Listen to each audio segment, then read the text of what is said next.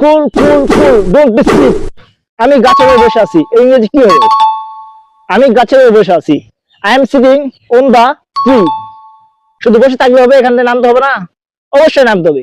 আমার গাছ থেকে নামতে হবে। I have to get down from the tree. তাহলে নামি নাকি? ওকে, নেমে পড়লাম। তাহলে এখন যদি আমাকে বলি যে আমি জ্যাকেট পরে আছি, আমি জ্যাকেট পরে আছি, তাহলে কি হবে? I am wearing a jacket. I am wearing a jacket. আমি জ্যাকেট পরে আছি। এখন কেন জ্যাকেট পরে আছি? কারণ এখানে খুব ঠান্ডা। It is very cold here. It is very cold here.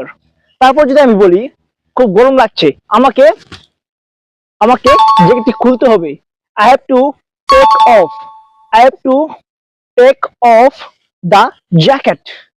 I have to take off the jacket.